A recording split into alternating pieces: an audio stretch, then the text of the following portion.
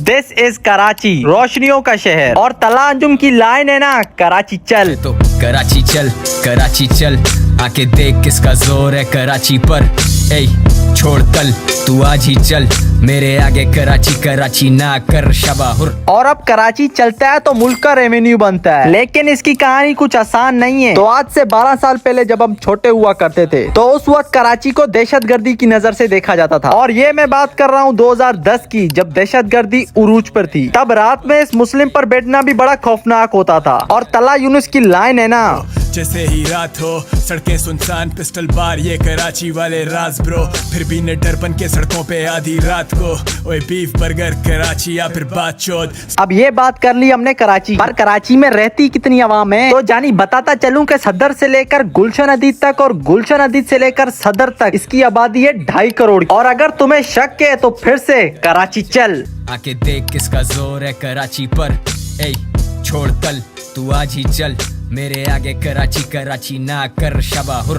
अब बात करते हैं कराची में रहने वाले लोगों की। और लोगों में भी इधर कैटेगरी हैं। भाई अगर तेरा खुद का बिजनेस है तो तू रहेगा डिफेंस में। और अगर तू किसी के बिजनेस के नीचे काम करता है, मतलब कि महीने का अच्छा अमाउंट जनरेट करता है, तो तू रहेगा गुलशन इकबाल, गुलिस्तान जोहर और गुलशन अदीद में। और अब आ जाओ लोअर कैटेगरी में, जिसका मतलब जॉब करना। अब इसमें बहुत से इलाकों के नाम है, जिसमें सबसे पहले कोरंगी आता है, फिर लांडी आता है, बल्दिया टाउन आता है, लियारी आता है, कायदाबाद आता है, मलीर आता है, और भी बहुत से नाम आते हैं। और हाँ, खारादर और सदर भी आते हैं। अब ये तो हो गई बात कराची में रहने वाले लोगों की, लेकिन भाई खाने भी तो हैं। तो भाई खाने में सबसे पुरानी फूड स्ट्रीट बंस रोड को तो नहीं भूल सकते, जहाँ पे सिर्फ 1000 लेकर जाओ और पूरा मेला लूट कर आओ। अब आ जाओ थोड़े हायर स्टैंडर्ड पे, जिसमें सबसे पहला नाम हुसैनाबाद फूड स्ट्रीट का आता है, फिर बहादुराबाद का आता है और आखिर में बोट बेसन का आता है। चलो भाई, खाने की मशहूर जगह भी मैंने बता दी। अब आ जाओ राइडरों के अड्डों की बात करते हैं, मतलब के शारा फैसल। किसी का भी रेस डन कराना हो तो पहुंच जाओ शारा फैसल, जहाँ पे बाइकें ऐसी निकलती हैं, फुल हवा पकड़ती हैं। इसलिए रेस डन होने से पहले बोलते हैं कि अपनी अपनी हवा पकड़ो। चलो भाई, तुम्हें अब तो मैंने शारा फैसल भी बता दिया, लेकिन जानी तुम्हें अब तक मैंने क्लिफ्टन क्यों नहीं बताया? क्योंकि कराची का तो मशहूर ही क्लिफ्टन है। तो भाई असल में मैं स्क्रिप्टिंग में लिखना भूल गया। चलो खैर, लेकिन अब बात करते हैं बिरयानी की। तो बिरयानी के बताने से पहले ये बता दूं कि कराची के हर नुक्कड़ में अच्छी बिरयानी मिलेगी। जैसे आजकल ट्रेंड में कमांडो बिरयानी चल रही है, पर भाई गेम में असल जीत ले गया है कराची की मशहूर अर रहमान बिरयानी। और ये कोई पेड प्रमोशन नहीं है, दरअसल कराची में मैंने सारी बिरयानियां खाई हैं और सारी बिरयानियों में मेरे को टेस्ट अर रहमान का अच्छा लगता है। अब बिरयानी भी हो गई, अब तुम्हें मैं ले चलता हूँ कायदे आजम के मजार पे, जिसकी वजह से कराची मशहूर है। पर सॉरी, कायदे आजम मजार पे मुझे आज एंट्री नहीं मिली, क्योंकि आज मंडे है और मंडे को कायदे आजम का मजार बंद होता है। बस फिर आपको कायदे आजम का मजार तो नहीं दिखा सके, मगर भाई मैं आपको ईसाइयों का बड़ा कब्रिस्तान दिखा सकता हूँ, और इसका नाम है मसीही कब्रिस्तान। हमने थोड़ा अंदर से टूर भी किया, तो वो भी आपको दिखाते हैं।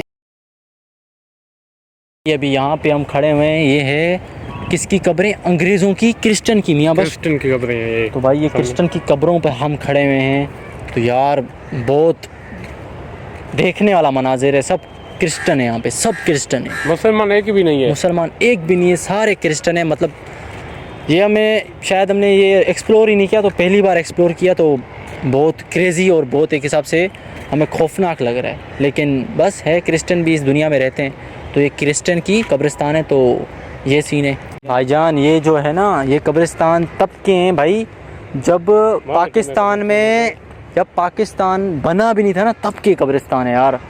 तो ये बहुत यहाँ पे पुराने लोग 1800-1700 में वो वाले लोग इधर दफन है। जॉन एलिया की कब्र हो रही। जॉन एलिया नहीं है, जॉन इलियास नहीं है, ये है जॉन इलियास की कब्र है। सही है। तो ये पुराने कब्र हैं जो कि 1700-1600 से अभी तक बने हुए हैं। इनके कब्र की एक आप आओगे तो देखोगे कि सब कब्र वाइट और एक बेहतरीन नज़ारा पेश करते हैं। वो बात है, पूरा सब कब्र मतलब एक सब कब्रों में जो है ना, एक वाइटनेस थीम और एक लाइन चल रही है, रिदम के साथ ये सारी कब्रें बनी हुई हैं। कोई लावारिस कब्र नहीं है, सारा मना जैसे हम मुसलमानों का होता है, वैसे इनका भी वैसा ही ख्याल रखा जाता है इनके कब्रों का। चलो भाइयों, तुम्हें तो अब मैंने कराची की मशहूर ईसाइयों की कब्र भी दिखा दी। इसी के साथ ये थी हमारी आज की वीडियो।